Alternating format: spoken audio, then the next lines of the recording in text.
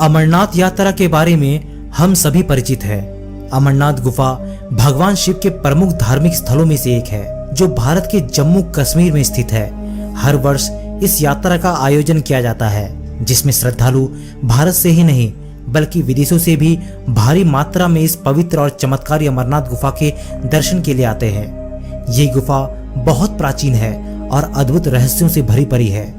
दोस्तों, आज हम आपको अमरनाथ गुफा के बारे में कुछ ऐसे रहस्यों को बताएंगे जो हर मायने में अद्भुत और अकल्पनीय है। आप देख रहे हैं अद्भुत टीवी इंडिया और मैं आपका दोस्त प्रदीप आज इस वीडियो की शुरुआत करूंगा। वीडियो पसंद आए तो लाइक जरूर कीजिएगा और चैनल को सब्सक्राइब करना मत भूलिएगा। ये पवित्र गुफा श्रीनगर से उत्तर पूर्व में 135 किलोमीटर दूर समुद्र तल से लगभग 13,000 फीट की ऊंचाई पर स्थित है।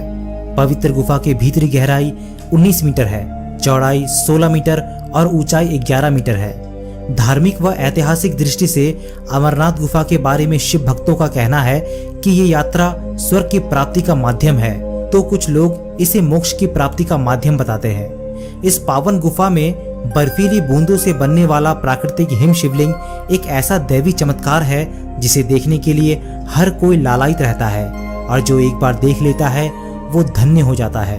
बहुत कम लोगों को ही पता है कि अमरनाथ को तीर्थों का तीर्थ कहा जाता है, क्योंकि यहीं पर भगवान शिव ने माता पार्वती को अमरत्व का रहस्य बताया था। श्री अमरनाथ गुफा में स्थित पार्वती पीठ 51 शक्ति पीठों में से एक है। मान्यता है कि यहाँ पर भगवती सती का कंठ भाग गिरा था। काशी में लिंग दर्शन एवं पूजन से 10 गुना, प्रयाग से 100 गुना, नैमिषारण्य तथा कुरुक्षेत्र से 1000 गुना फल देने वाला ये अमरनाथ यात्रा हर मायने में अपूर्व है। देवताओं की 1000 वर्षों तक स्वर्ण पुष्प से पूजा का जो फल मिलता है, वही श्री अमरनाथ की रसलिंग पूजा से एक ही दिन में प्राप्त हो जाता है। चलिए अब हम आपको इस पवित्र गुफा की खोज के बारे में बताते हैं। इस गुफा की खोज बूटा मलिक नामक एक बहुत ही नेक और दयालु मुसलमान गडेरिये ने की थी। वह एक दिन भेड़ को चराते चराते बहुत दूर निकल गया। एक जंगल में पहुंचकर उसकी एक साधु के साथ भेंट हुई। साधु ने बूटा मलिक को कोयले से भरी एक कांगड़ी दे दी। घर पहुंचकर उसने कोयले की जगह सोना पाया तो वो बहुत हैरान हुआ। उसी समय वो साधु को धन्यवाद करने के लिए वहां गया, परंतु वहां साधु को ना पाकर एक विशाल गुफा को देखा। उसी दिन से यह स्थान एक तीर्थ बन गया।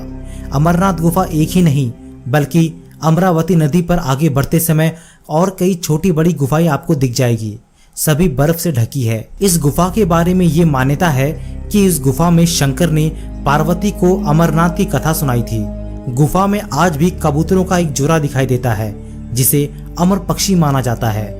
ऐसी मान्यता है कि जिन श्रद्धालुओं को कबूतर का जोड़ा दिखाई देता है, उन्हें शिव पार्वती दर्शन देते हैं और मोक्ष प्रदान करते हैं। यह भी माना जाता है कि भगवान शिव ने अनीश्वर कथा पार्वती को गुफा में सुनाई थी, इसीलिए ये बहुत पवित्र मानी जाती है। शिव ने पार्वती को ऐसी कथा भी सुनाई थी जिसमें यात्रा और मार्ग में पड़ने वाले स्थानों का वर्णन किया था। यह कथा अमर कथा के नाम से विख्यात हुई। चलिए अब थोड़ा विस्तार में हम आपको इस गुफा के पीछे का रहस्य बताते हैं। एक बार देवर्षि नारद कैलाश पर्वत पर भगवान शंकर के दर्शन के लिए पधारे। भगवान शंकर उस समय वन विहार को गए थे और पार्वती जी वहां विराजमान थी। पार्वती जी ने देवर्षि के आने का कारण पूछा तो उन्होंने कहा, देवी, भगवान शंकर के गले में मुंडमाला क्यों है? इस पर भगवान शंकर के वहां आने पर यही प्रश्न पार्वती जी ने उनसे किया। भगवान शंकर ने कहा, हे पार्वती, जितनी बार तुम्हारा जन्म हुआ है उतनी ही मुंडमाला मैंने धारण किए हैं। पार्वती जी बोली, मेरा शरीर नाशवान है, मृत्यु को प्राप्त होता है, परंतु आप तो अमर है, इसका कारण बताने का कष्ट करें। भगवान शंकर ने कहा, ये सब अमर कथा के कारण है। इस पर पार्वती जी के हृदय में भी अमरत्व प्राप्त करने की भावना पैदा हो गई और वह भगवान से कथा सुनने का आग्रह करने लगी। भगवान शंकर ने इस रहस्य को बतलाने के संबंध में बहुत वर्षों तक टालने का प्रयत्न किया, परंतु अंत में उन्हें अमर कथा सुनाने को बाध्य होना पड़ा। अमर कथा सुनने के लिए समस्या ये थी कि कोई अन्य जीव उस कथा को ना सुने। कई विद्वानों का यह मत भी है कि भगवान शंकर जब पार्वती को अमर कथा सुनाने ले जा रहे थे, तब उन्होंने छोटे छोटे अनंत नागों को अनंत नाग में छोड़ दिया, माथे के चंदन को चंदन बाड़ी में उतारा, अन्य पिस्सुओं को पिस्सू टाप पर और गले के शेषनाग को शेषनाग नामक स्थान पर छोड़ दिया।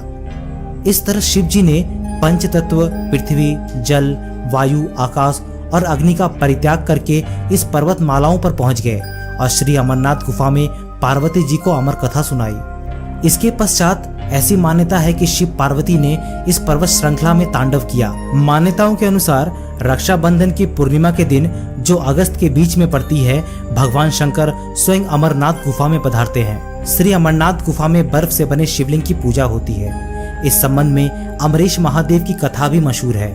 इसके अनुसार आदि काल में ब्रह्मा, प्रकृति, अहंकार, स्थावर, जंगल, मनुष्य, संसार की उत्पत्ति हुई। इस क्रमानुसार देवता, ऋषि, पितर, गंधर्व, राक्षस, सर्प, यक्ष, भूतगण, दानव आदि की उत्पत्ति हुई।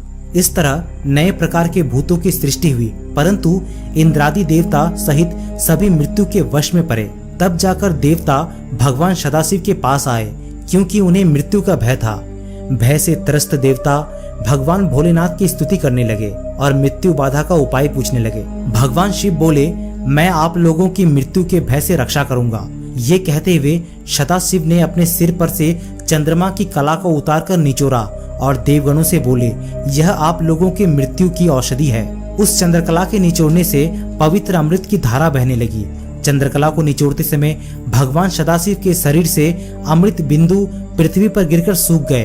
पावन गुफा में जो भस्म है वह इस अमृत बिंदु के कण ही है। सदाशिव भगवान देवताओं पर प्रेम निछावर करते समय स्वयं द्रवीभूत हो गए और देवताओं से कहा, देवताओं, आपने मेरा बर्फ का लिंग शरीर इस गुफा में देखा है। इस कारण से मेरी कृपा से आप लोगों को मृत्यु का भय नहीं रहेगा। अब आप यही अमर होकर शिव रूप को प्राप्त हो जाए। आज से मेरा ये अनादि लिंग शरीर तीनों लोक में अमरीश के नाम से विख्यात होगा। भगवान सदाशिव ने देवताओं की मृत्यु का नाश किया, इसीलिए तब से उनका नाम अमरेश्वर पड़ गया। दोस्तों, कहा जाता है कि मनुष्य अमरनाथ जी की यात्रा करके पूर्ण शुद्धि को प्राप्त होता है। ये यात्रा करना सौभाग्य की बात होती है।